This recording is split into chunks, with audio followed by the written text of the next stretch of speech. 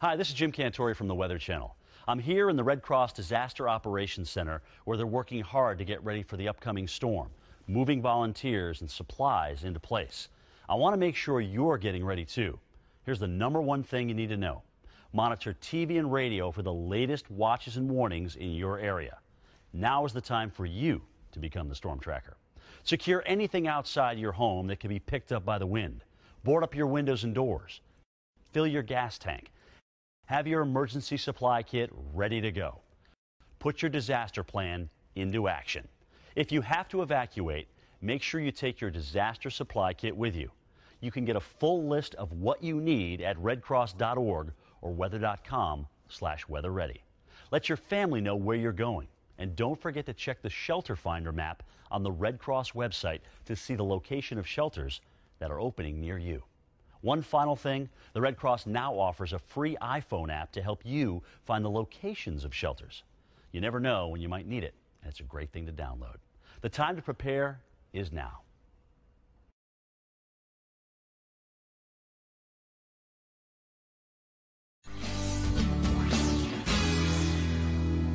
We've seen her in hit movies like True Lies and A Fish Called Wanda, and now this famous actress and longtime supporter for the American Red Cross is here with some important information that will likely have us making sure that we're ready for the next emergency or disaster. Joining us live from Los Angeles is Jamie Lee Curtis. Welcome to the show.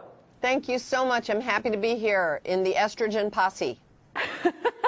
I love it, the Lifetime reference. Yes, we are the estrogen posse. It's great to have you here. Now, apparently, a lot of us are not prepared in case of an emergency, I hear. A recent Red Cross survey found that 51% of Americans have experienced at least one emergency situation, but only about 12% of Americans are reasonably prepared for a disaster, as recommended by the Red Cross. Now, as an ambassador for the Red Cross, you are here with some tips to help us out, right, Jamie? Most people are not as prepared. We sit at home and cross our fingers and hope that something bad isn't going to happen to us or our family.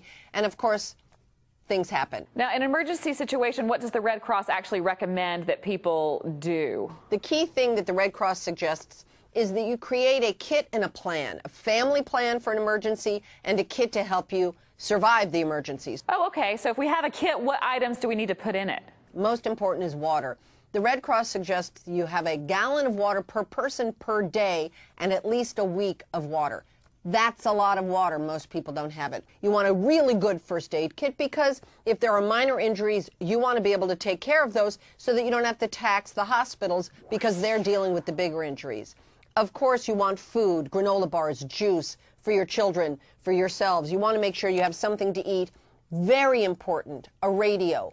I like a hand crank radio that doesn't use batteries because that way, if the batteries go out, you can still use it. You want to be able to stay informed. Flashlights, very important.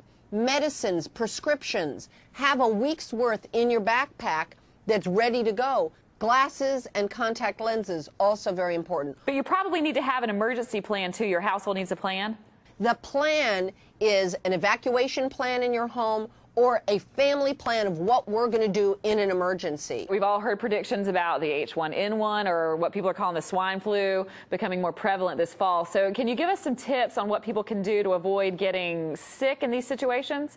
You know, I'm not here to tell you how to avoid getting sick. I mean, obviously washing your hands, you know, hot soapy water, long time under the hot soapy water, right. Very important.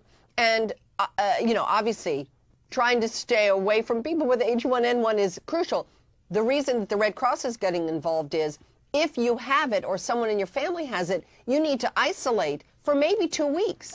So you want to make sure you have food and water and medicines and, you know, stuff to entertain kids all at your home. Again, that's great advice. Thank you so much for being here today. We certainly appreciate it. Thank you for having me.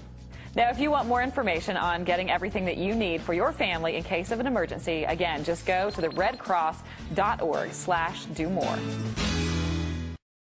This morning in Health Watch, hurricane safety, how to prepare for a storm and keep your family safe. Let's go back to Dave in Naples. Dave, everybody needs to have a supply kit on the ready. What should be in it? Well, you know what, Harry? Also important to note that it's not just for hurricanes. It's for whatever you may run across. And I'm going to take you through some stuff right now that we actually carry on the road. This is our car, and every time we go to an event like this, we bring this stuff. If you take a look what I have here packed in the back, and again, we bought it for our own consumption this time. We have a generator. We always carry extra gasoline when we know there's going to be potentially a problem getting it. We always carry at least a gallon of water per person, and a lot of times even more than that. Food, as far as that goes, non-perishable items, peanut butter for protein, things you can just pop in or eat cold, canned items, and a can opener, I might add. Now, to the important safety items, we move over. Always have a flashlight, and a flashlight operated by batteries. Batteries are the way to go in a storm, Harry, because you may not be able to plug anything in. A weather radio is always key so you can listen to updates. And of course, a toolkit, a small toolkit to be able to help you through some tight binds should you need it. And finally, Harry, every time we go, we buy a brand new first aid kit and make sure it's current. Yeah, the thing you don't want to do, of course, is be standing in line at Walmart or at Home Depot 10 minutes before the storm hits. This is something you should have on hand all the time. Now, let's talk a little bit about storm surge, because we've had a couple of years here where we haven't been busy with hurricanes.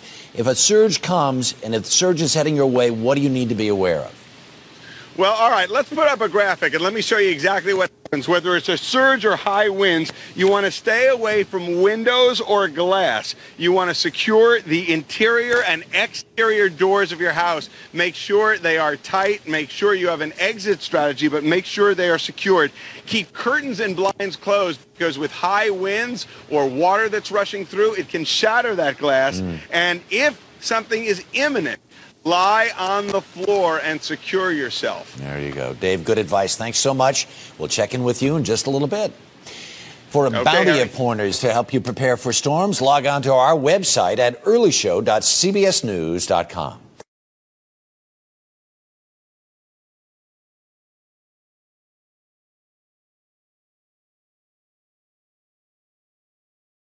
This is a 1-week survival kit in the case of a hurricane such as we recently had, or some kind of a disaster, storm, power outage, tornado.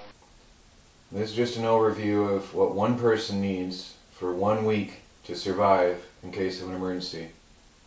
I'll just go over some of the items here. We have right here about 1 week's worth of food supply. You get what you prefer, but it should be food that does not require much preparation. I like oatmeal packets. I eat 2 a day, and you should have 7 days worth of food. I've got enough soup packets, ramen noodles. I normally wouldn't eat them, but emergency, it's better than nothing. Instant coffee, because I love my coffee. Then we have some juice for vitamins, different kinds of juice. Keep this stuff rotated out so it's always fresh. And at least 7 gallons of water. This is 1 gallon of water per person per day, minimum, for survival. We've got a whole stockpile of little tea lights. These will run for between 4 to 6 hours apiece, and in a survival situation in the winter, you will need the warmth. We also have a blanket, first aid kit. This isn't much, but it's better than having nothing at all. Have various flashlights on hand and extra batteries, which I don't have here because I have a hand crank flashlight. I have a hand crank weather radio. This is solar and hand crank. It's normal radio, weather radio, and flashlight. USB charger so you can keep your phone charged up. This is highly recommended. And then have some way of cooking. This is a backpacker's camp stove and a pot. Now you can add to this if you need medications. Keep your medications on hand. If you want to have your sanitary supplies, feminine supplies, add them to this list. Keep it all in a box all together. So if you have to leave the house in an emergency and evacuate, you grab the container and go. I have here the FEMA list. They also suggest prescription medications and glasses, infant formula and diapers, pet food and extra water for your pet, don't forget. More water if you do have a pet. Important documents, extra money, sleeping bag, warm blanket. This is a one-person kit. If you have a family of 4, then all of this has to be multiplied by 4. Extra clothing, bleach and medicine dropper, they suggest that would be for your water purification. Fire extinguisher, well, you should have that in your house anyway. Matches, good idea to have the ability to start a fire. They mentioned feminine supplies, which I already mentioned. Cooking supplies, which I have here. Paper and pencil, books, entertainment. Yeah, in an emergency, you're going to get back to basics. You should have some books and good old-fashioned board games and entertainment. So there's your basic emergency survival kit for one person.